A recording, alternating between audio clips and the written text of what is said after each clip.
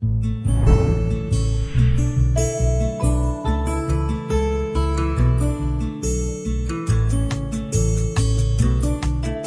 evidente que todos nós, e os milhares e milhões de cristãos que já debateram um tema, sabem que a sensibilidade para compreender a palavra difere de pessoa para com pessoa. Então, alguém dizer assim, ó, não está escrito tal coisa. Não, amigo. Pode ser que a sensibilidade para a compreensão de alguns, né? Aquele que nega que aqui não está escrito em Gênesis para guardar. Pode ser que a sensibilidade para a compreensão da palavra tenha certas limitações. É evidente que isso pode acontecer, né? Veja no capítulo ali, no final de Lucas, quando Jesus está ali caminhando, no caminho de Emaús, ali, ele chama os seus apóstolos, seus discípulos, né? E naquele drama que eles estão tendo ali, porque o mestre tinha morrido, e Jesus vai chamar a atenção deles através das escrituras. Então ele vai dizer assim, ó tardos para compreender tudo que foi escrito. Então é evidente que algumas mentes, alguns corações têm esta tardança, essa dificuldade de compreensão. Por exemplo, Jesus ele vai dizer, se referindo, faz uso também no livro de Lucas, né? Se referindo ao capítulo 3 de Êxodo, quando ele vai dizer assim, Moisés ensinou sobre a ressurreição quando Deus faz a seguinte menção. Perceba a frase que Jesus faz uso para dizer que nela existia um ensinamento sobre a ressurreição. Deus não é Deus de mortos, e ao mesmo tempo ele se identifica como Deus de Abraão, de Isaac e de Jacó. Então esta frase, ó, Abraão, Isaac e Jacó estão mortos. Deus surge e diz assim, eu sou o Deus de Abraão, de Isaac e de Jacó. Nisso, Jesus diz que estava sendo ensinado algo sobre ressurreição. Então veja, existe mais informações em Gênesis para a gente defender a questão do sábado, ou existe mais informações em Êxodo 3 para Jesus defender a questão da ressurreição? É evidente que temos mais aqui em Gênesis. Veja o texto que você leu lá de Isaías 40, verso 28, ele diz assim, né? Não sabes, não ouvistes, né, que o Eterno, o Deus, o Senhor, e chama atenção aqui, o Senhor Criador, não se cansa, né? Daí, evidentemente, se Deus ele não se cansa, né, porque ele cessou, descansou. E veja, você pode querer chamar atenção para a tradução equivocada, né? Dizendo assim, não, essa tradução não é bem correta, porque o termo ali não deveria ser descansar e sem cessar. Só que nós devemos lembrar de Marcos 2:27, onde Jesus ele diz assim, o sábado foi feito por causa do homem. Ele está retrocedendo a que momento da história? A criação. Agora, o apóstolo Paulo, em Efésios 1, verso 5, capítulo 1, 5, verso 1, ele diz assim, sede imitadores de Deus como filhos amados. Será que a ação de Deus ali ao descansar, e ele não tendo esta necessidade, ele não era para ser, conforme o apóstolo Paulo, algo digno de ser imitado? O próprio Jesus reforça essa ideia quando diz, foi feito para o homem. Então é algo para o homem se beneficiar. E uma outra informação, o próprio Deus, né, no mandamento, ele vai dizer assim, ó, lembra-te do dia do sábado para o santificar.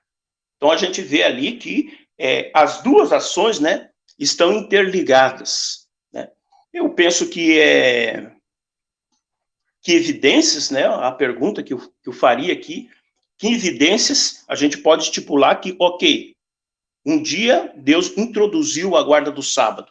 Nós estamos debatendo que este dia ficou para trás. Que evidências você apontaria no Novo Testamento de que o lembra-te que surge lá no mandamento, ele já não é mais, ele foi revogado. Aonde que está no Novo Testamento a revogação do mandamento apresentado lá, a meu ver, desde Gênesis, mas principalmente lá em Êxodo capítulo 20. Aonde está a revogação deste mandamento no Novo Testamento?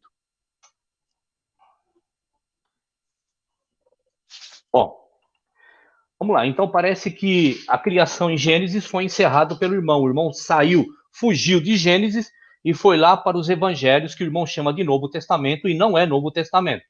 Os evangelhos ainda é a antiga aliança, tá?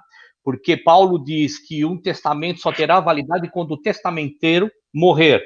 Então, o Novo Testamento só entra em vigor, só começa a existir, de fato, após a morte e ressurreição de Cristo. Então, qualquer passagem que o irmão vá aos evangelhos para dizer que é Novo Testamento, o irmão foi enganado. O irmão foi enganado pelo teu líder religioso, tá bom?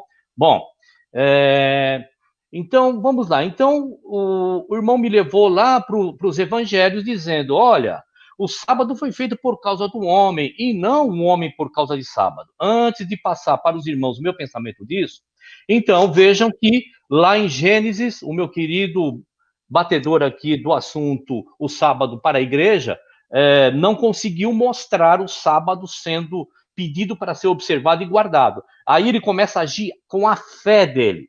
E a fé eu não discuto.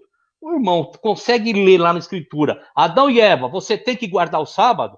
Ok, é a tua fé, ponto final, acabou. Mas está escrito? Não. A única lei que o Criador passa ali em Gênesis é não comam do fruto. Ponto.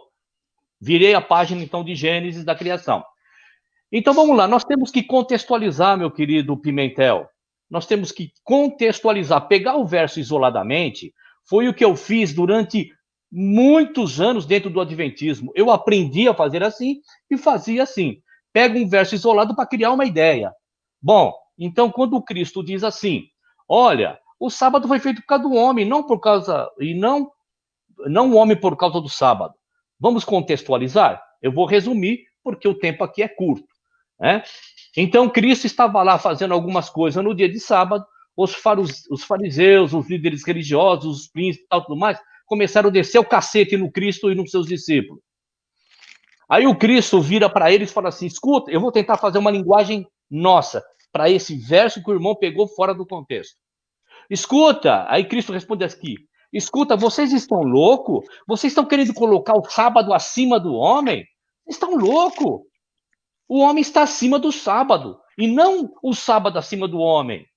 Então, contextualizando, meu querido Pimentel, trazendo para cá, para os evangelhos, o estabelecimento do sábado para a igreja no dia de hoje está descontextualizado da pergunta que eu lhe fiz, da resposta que você me deu. E você perguntou para mim, aonde está escrito que Cristo aboliu? Bom, vamos lá. Nós temos que entender o seguinte, Cristo era hebreu da tribo de Judá. Então ele estava discursando para quem? Para outros hebreus. Cristo, em nenhuma maneira, aboliu os mandamentos, os preceitos, as leis de Moisés, que foi dado aos hebreus. Não, Cristo falou, eu não vim aqui abolir nada. Não vim aqui abolir a lei para vocês. Para vocês eu não vim abolir absolutamente nada. Certo? Mas ele foi explícito em João capítulo 13, versos 34, 35, 36, se eu não me engano, porque eu não tenho muito decoro aqui, mas eu sei do que eu falo. Então, Cristo, naquela noite que antecedeu o martírio deles, ele vira e fala assim, bom, gente, sempre trazendo uma linguagem nossa para ficar mais claro, para sair daquela rigidez da linguagem bíblica, tá? Então ele diz assim, ó, gente, discípulos, apóstolos, eu vou dar um novo mandamento para vocês porque eu estou indo, né? Estou indo para o saco. Vão me crucificar e eu vou ficar longe de vocês. Eu vou dar um novo mandamento. Olha, imagine ele virar para aquelas pessoas que seguiam piamente, fielmente as leis de Moisés. Agora ele fala, ó, eu vou dar um novo mandamento para vocês. Amai-vos uns aos outros como eu vos amei, e não como a ti mesmo. Porque amai-vos uns aos outros como amar o teu próximo como a ti mesmo é o mandamento de Moisés. E o próximo aqui na conotação é um outro hebreu, não é a humanidade. Agora, Cristo, ele vai universalizar esse mandamento. Eu vou dar um novo mandamento para vocês. Amem-se uns aos outros como eu vos amei. E no verso seguinte, ele explica por que ele está dando esse mandamento. Ele fala assim, olha, para que todos é todos, saibam que vocês são os meus discípulos. Então, para ser discípulo do Cristo, tem que ter o novo mandamento dado por ele, e não aquela rigidez da lei mosaica. Ponto. E agora, se você for lá no livro de 2 Coríntios, capítulo 3, verso 14, vai entender porque Paulo, ele fala aquilo que eu vou ler para vocês aqui, e o adventismo, ele inverte completamente a contextualização, e não o irmão Pimentel, porque eu estou conhecendo ele hoje, nem procurei saber quem é o irmão no Google, no YouTube, não, estou conhecendo o irmão agora. E lembre-se, nunca nada é diretamente o irmão, eu estou falando sobre a ideia, tá? Então, respondendo à pergunta que o irmão me fez, onde está escrito? Está escrito aqui, ó, mas seus sentidos foram endurecidos, porque até hoje o mesmo véu está por levantar na lição do Velho Testamento, o qual foi por Cristo abolido. Ok? Foi abolido para quem? Para aquele hebreu que era um seguidor da lei de Moisés. Ele passou, ele deixou de ser um seguidor de Moisés e as leis, inclusive o sábado, e agora foi abolido para aquele hebreu que deixou de ser um seguidor de Moisés e passou a ser um seguidor de Cristo. Então, meu querido e amado irmão Pimentel, né? Respondendo a sua pergunta, está aí o que você me perguntou, e agora eu vou lhe perguntar. Onde está escrito na Bíblia que qualquer nação, sem ser os hebreus, deveriam guardar o sábado? Onde está escrito na Bíblia? Olha, mundo, planeta, universo, vocês têm que observar o dia de sábado. Onde está escrito? Na Bíblia, que qualquer outra nação, sem ser os hebreus, tinham que guardar o sábado. Tem muita informação aí para a gente comentar, né, irmão? O irmão começou introduzindo a ideia de que Jesus, ele tinha uma mensagem diferenciada para os hebreus e uma mensagem diferenciada para quem não fosse, né? Logo, o sábado valia para os hebreus e Jesus, então, ele não vai entrar em contradição com este ponto, porque ele está falando com esse tipo de comunidade, com essas pessoas, né? Veja, qual é a falha dessa linha de pensamento? É que você condiciona o evangelho à humanidade. A depender de quem esteja ouvindo, o evangelho se caracteriza de uma forma, se apresenta de uma forma. Isso não é verdade. O evangelho é uma mensagem de Deus. Então, Deus, ele tem uma mensagem para uma humanidade. Esta humanidade, segundo Paulo, toda ela está na mesma condição, independente de qual sangue corra em suas veias.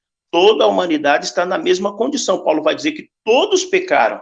Em diálogo com Nicodemos, no capítulo 3 de João, o que Jesus vai dizer assim?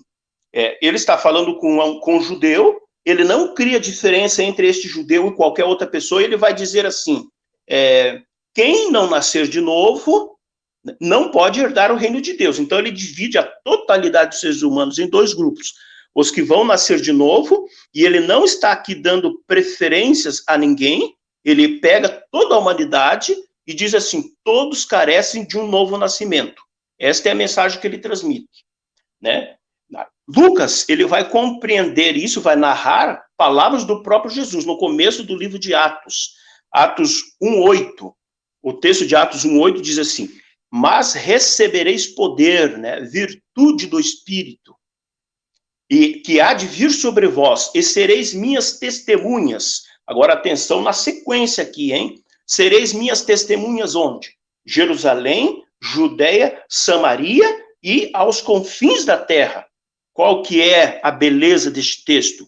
Ele está transcorrendo com início em Jerusalém, a mesma mensagem é pregada. Sai de Jerusalém, Judeia, a mesma mensagem é pregada. Vai para Samaria, a mesma mensagem é pregada. Aos confins da terra.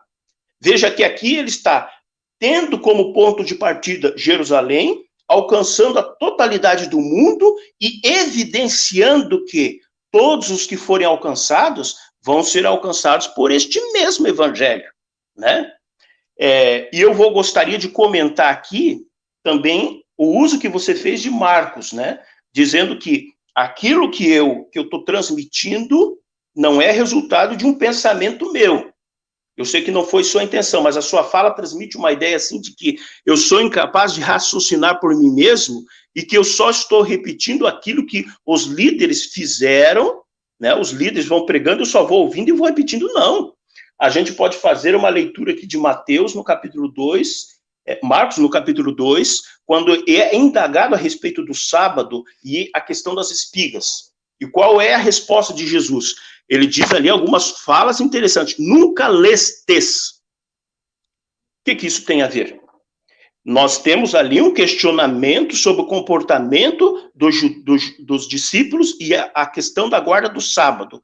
E qual é, para Jesus justificar a ação deles, qual é a base escriturística que é usado? É o Velho Testamento. Nunca lestes, ele diz. E daí ele vai criar também um padrão comportamental extraído através de quem? De Davi. Então veja, se Jesus ele fosse introduzir mudanças, seja no momento presente onde ele está pregando, ou para aqueles que iriam ler os evangelhos futuramente, ele não poderia usar essas duas coisas. Primeiro, a base de referência escriturística é o Velho Testamento. Como que a gente evidencia isso? A frase, nunca lestes, está nos convidando.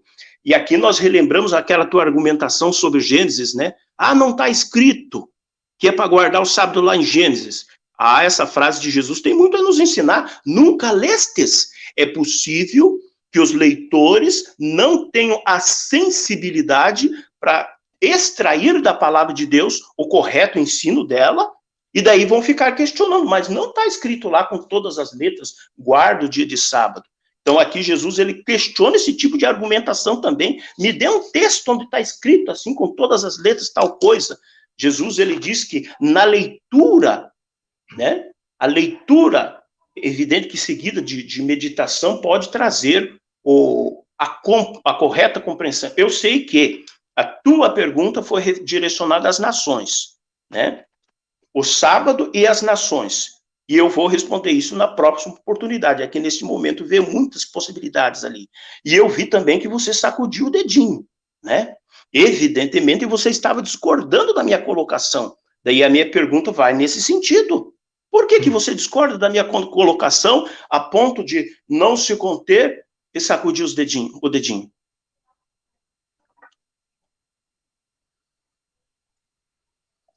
Meu tempo, isso. Bom, vamos lá. Primeiro eu perguntei para você onde está escrito uma passagem, não precisava nem duas, uma só, dizendo que qualquer outra nação sem ser os hebreus deveriam guardar o sábado. Então vejam vocês que estão assistindo, que ele mais uma vez deu volta, volta, volta e não me deu passagem. Sabe por que ele não me deu? Eu compreendo ele. Eu estive no Adventismo. É porque não existe essa passagem. Aí na mente dele, não, agora eu não vou ser leviano de querer ler a mente dele, porque eu não sou Deus. Eu vou falar quando eu era adventista.